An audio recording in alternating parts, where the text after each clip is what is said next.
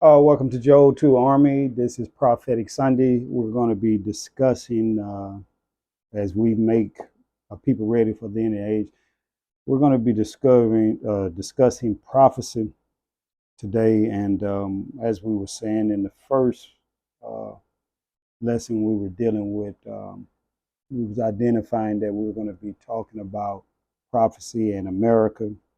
Um, in this, we're going to be dealing with setting out to identify America in prophecy. And this is something that I really feel God is leading me to do. It's not an easy task, but we're going to be showing from the scriptures because there is people who wonder exactly where America is located in prophecy. And I'm going to be able to show it to you from the book of Revelation and other places uh, as far as the prophets are concerned. We're going to start in the book of Revelation and we're going to read Revelation 16 and 17, uh, starting with the 17th verse. Revelation 16 chapter, starting with the 17th verse.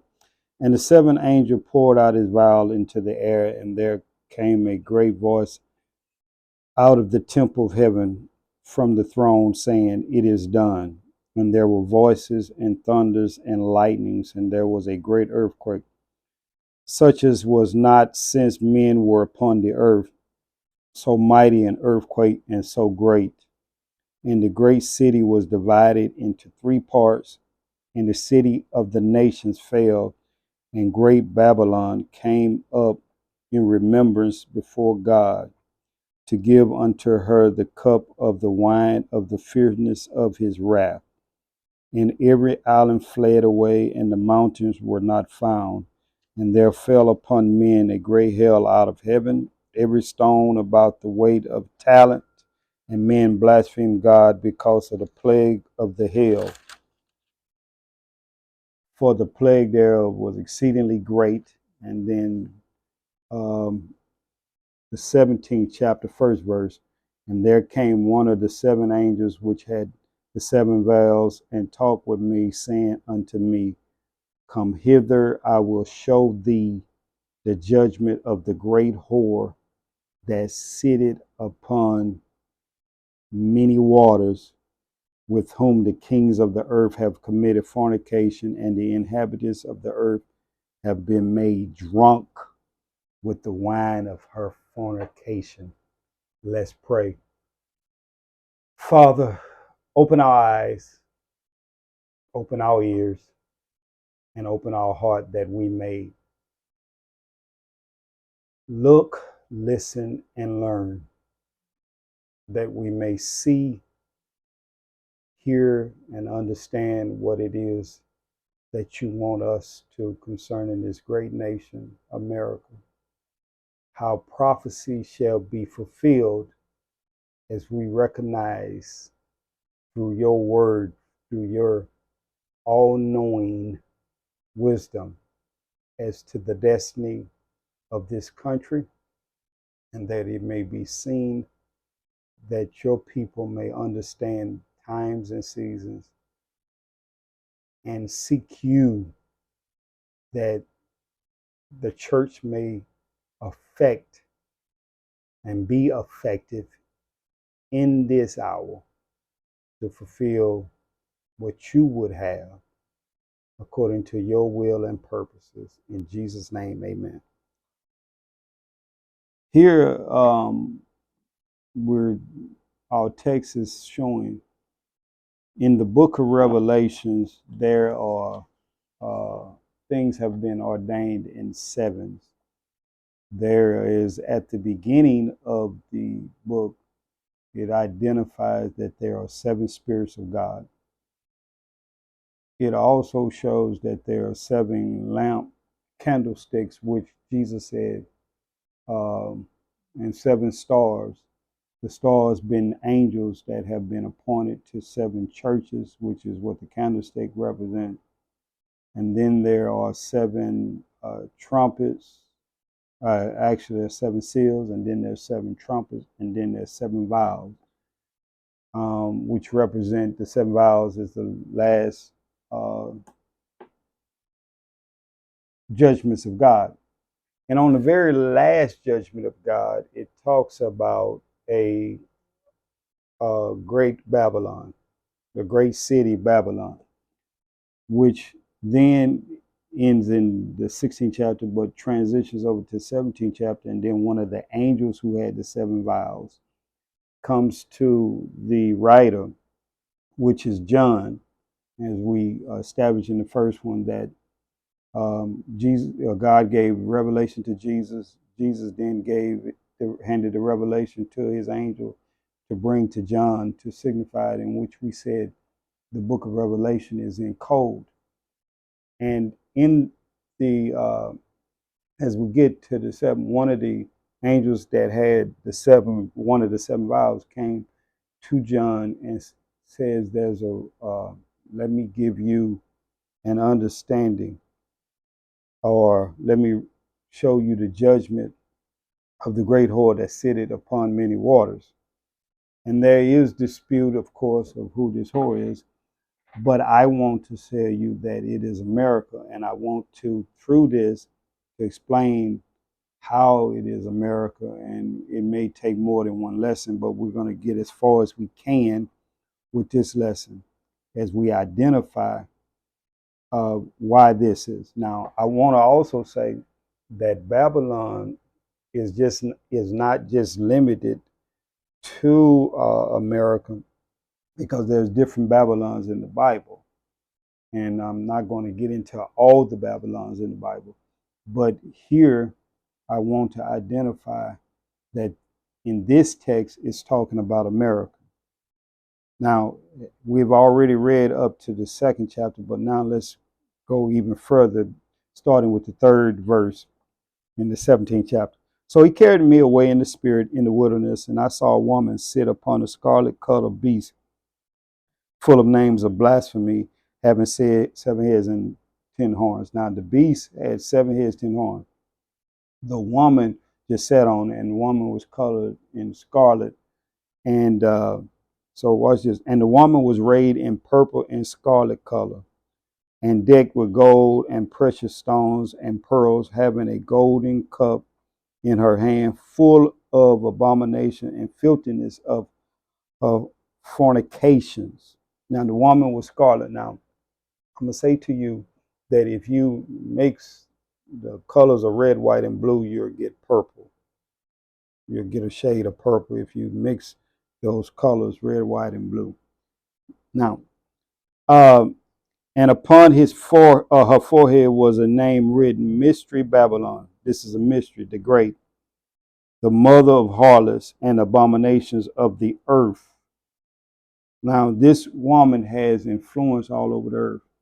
Now, there are some things that does have a universal or global um, influence, but there's nothing on the earth right now that has more of a global influence than the United States of America. Um, as a matter of fact, America has basically um, influenced the whole world. And let's hold our point right there, and let's go to um, the first Babylon, Genesis 11th chapter. Genesis 11th chapter. And I want you to see something so that we can help you identify.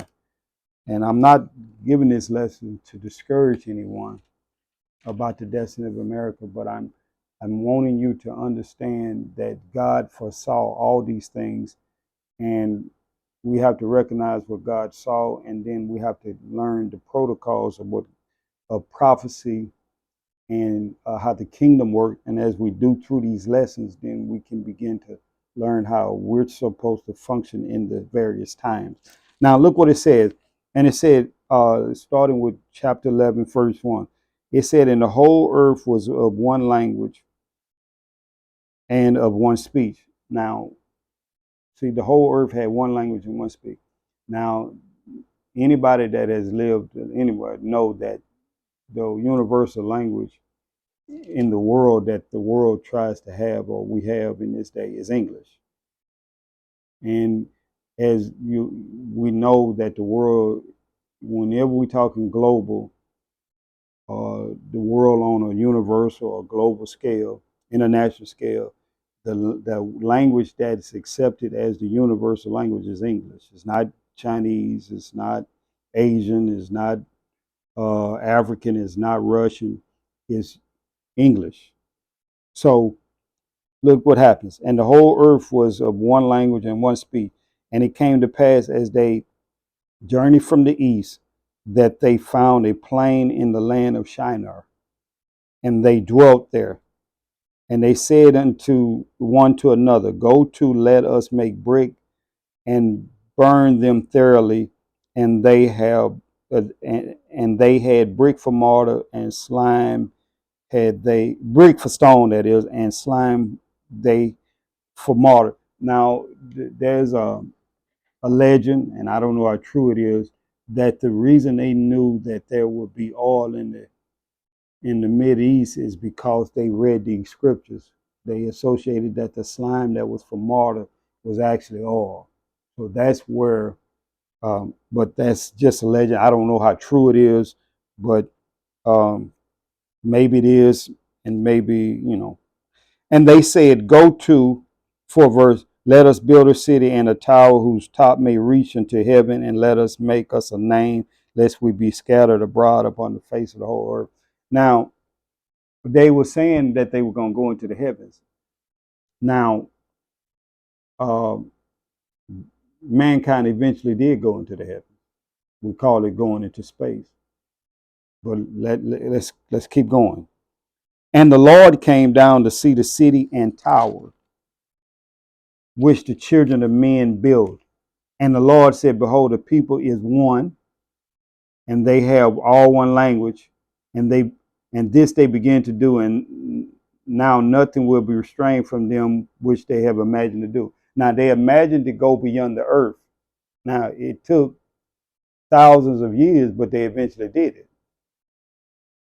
When people became universal in their thinking, when people started coming to this country from all over the world, and they adopted one language and became one people, the United States of America, then they had the capacity to go into, even to go to the moon. Now, watch this. Go to, let us go down and there confound their language that they may not understand one another's speech. So the Lord scattered them abroad from thence upon the face of the earth, and they left off to build a city. Now, their motives was not the right motives, because once God confounded their languages to where they couldn't understand each other, then they began to scatter, to separate. Now the goal was, they said, let's build a city, let's build a tower, so that we won't be scattered across the earth, and that we will be able to go into the heavens. Now, if they vision had been really one of love, then the language barrier wouldn't have stopped them. But because it was just, they were seeking security, they were just seeking to be rebellious. And what they really was doing, they were trying to build a tower that if another flood came, then they wouldn't have to worry about the water, because they could be so high that they would not have to worry about it if flood. But God had already spoke to Noah and said and told Noah, I'm never going to do another flood. But in their rebellion and in their unbelief, they was building a tower. Look, now, 8th verse. So the Lord scattered them abroad from thence upon the face of all the earth, and they left off to build a city. Therefore, the name of it, therefore is the name of it called Babel, because the Lord did there confound the language of all the earth, and from thence did the Lord scatter them abroad upon the face of the all earth. Now that word that the King James translated Babel and other versions is actually Babylon. It's the name where Babylon came from. This is the first Babylon. Babylon means confusion to Babel, which is where we get the word to Babel. When we say somebody he was babbling, I don't understand what he was saying. He was babbling, but that is the first Babylon. Now we come into the 20th century, 21st century, 20th and 21st century, and now you have another Babylon, which is a mystery Babylon the Great. The same spirit of having one language, one speech, the same spirit of building cities and towers.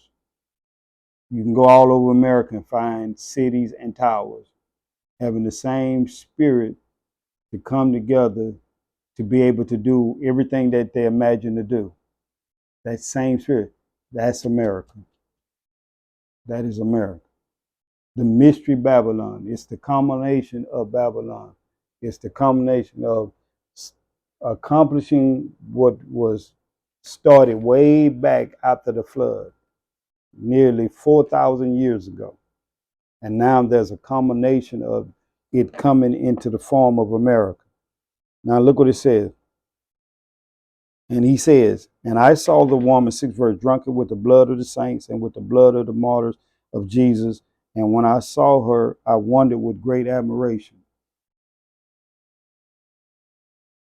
And the angel in the 7th verse said unto me, wherefore didst thou marvel? I will tell thee the mystery of the woman and the beast that carried her, which hath the 7 heads and 10 horns. And we'll maybe get into the beast in future lessons, but I just want to deal with the woman to identify the woman. Uh, he says, the beast that thou saw was and is not, and shall ascend out of the bottomless pit and go into perdition. And they that dwell on earth shall wonder whose names were not written in the book of life from the foundation of the world, when they behold the beast that was and is not and yet is. And here is the mind that have wisdom. The 7 heads are 7 mountains on which the woman sitteth. So the woman sits on these 7 mountains. And they are 7 kings, 5 are fallen, and 1 is, and the other is not yet come. And when he cometh, he must continue a short space. And the beast that was and is not, even he is the 8th, and is of the 7th, and goeth into perdition. And the 10 horns which thou sawest are 10 kings, which have received no kingdom as yet, but receive power as kings 1 hour with the beast. These have one mind, and shall give their power and strength unto the beast. These shall make war with the Lamb, and the Lamb shall overcome them, for he is Lord of lords and King of kings. And they that are with him are called and chosen and faithful.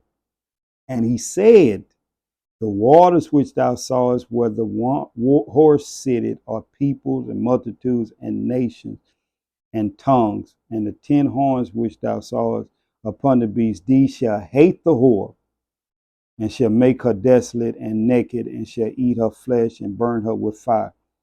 For God hath put in their hearts to fulfill his will, and to agree and to give their kingdom unto the beast, until the words of God be fulfilled. And the woman which thou sawest is that great city which reigneth over the kings of the earth. Now, this woman reigns over the kings of the earth. Now, this woman is not actually a kingdom like the beast. The woman does reign, which is the same as saying a king, but she reigns in a different way. She reigns through influence, through wealth, and different things. In other words, she commits fornication with all the kings. She has relationships with the kingdoms of this world, and therefore she rules them through a different way than a normal kingdom, in which the kingdom has a domain and everybody under the king, that domain, recognize that king. But this woman rules in a different way, and we'll get into that perhaps later. But this Babylon this mystery Babylon is America, with essentially, with New York being the place from which it rules. Now, I want to say something. America has essentially, I would say, three capitals. New York is the financial capital. Uh, Washington D.C. is the political capital, and then uh, Hollywood would be the philosophical capital of America. So it's three different capitals that has great influence, and these three capitals influence the whole world. So we influence the world. America influences the world politically, financially, and philosophical. And so, as you can see, now in the 18th chapter, I don't want to read the whole chapter, but I just want to read some things that will also help to enlighten you to identify.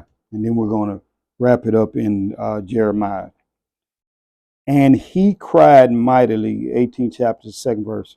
And he cried mightily with a strong voice, saying, Babylon the great is fallen, and is become the habitation of devils, and the hold of every foul spirit, and a cage of every unclean and hateful bird. For all the nations have drunk of the wine of the wrath of her fornication, and the kings of the earth have committed fornication with her, and the merchants of the earth are waxed rich through the abundance of her delicacy. America is um, the source of the world's wealth. Every nation in the world that you see now that is established as a financial power has become a financial power due to the relationship that they have with America, from China and India and all the different countries. Now, I'm not saying, and when you look at the Middle East, when you look at the Arab nations, all these have had financial enterprises and financial relationships and political relationships with America is the reason for the wealth of the world. Now, I'm not saying that these nations owe America this or that. I'm just saying that when you look at how the Middle East, the Arab nations became powerful, is based on their relationship with America. When you look at China and how it has become powerful, a financial power, is due to the relationships with America. When you look at Russia, or when you look at India, is because of the relationship with America. So when you look at all these nations, now these nations now are beginning to work together and form their own economic base. But I'm just saying, where they, most of them got the foundation for that economic base that they're expanding now. Most of it was done through their relationships with America. There is no other nation that could, no other. New York is that city, that great city. America being led by the financial prowess of New York City is that city that is the great mystery Babylon that reigned over the kings of the earth. Um,